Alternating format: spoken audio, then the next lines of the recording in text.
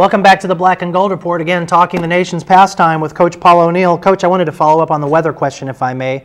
Are there things that you do differently as a coach to help your players prepare and stay loose when the weather is so cold? I mean, what are some adjustments that you have to make in that routine? The biggest adjustment that we make when it's really cold out is, one, we got to keep the kids' body temperatures up, so we make them do a lot more running between innings where they got to go down and touch the foul pole, whatever the case may be.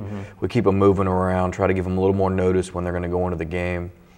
But as far as the actual coaching side of it, we try to bunt a little bit more. We try to force the other team to have to field the ball, have to do certain things with it when the weather is cold, and hopefully it works out to our advantage. 2 consecutive bunts for a base hit in Game 1 against Salem International too, so it had some success.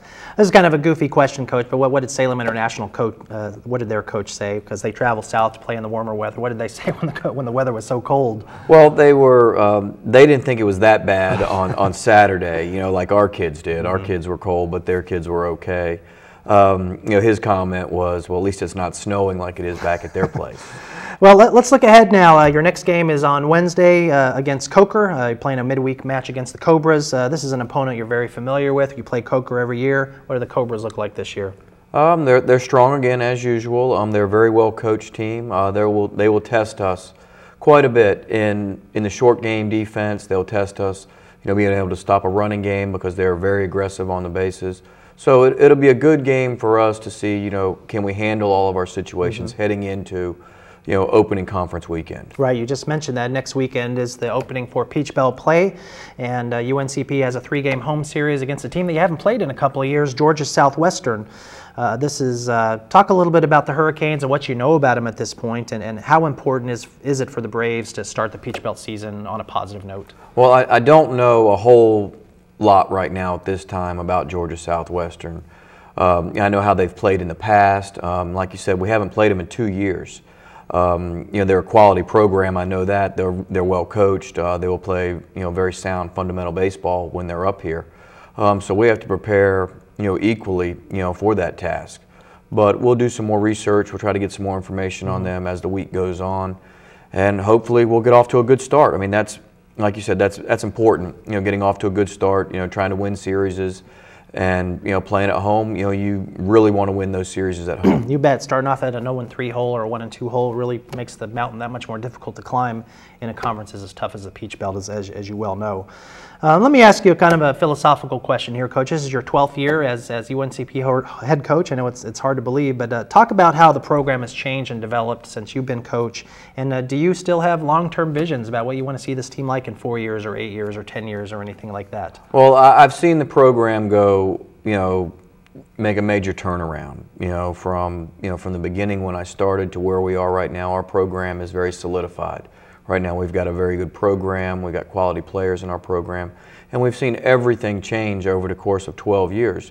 Everything from our facility upgrades to scholarship money to staffing, the whole 9 yards has, the whole university as a whole has grown over the last 12 years, so it's just like our program, and hopefully everything will continue to grow.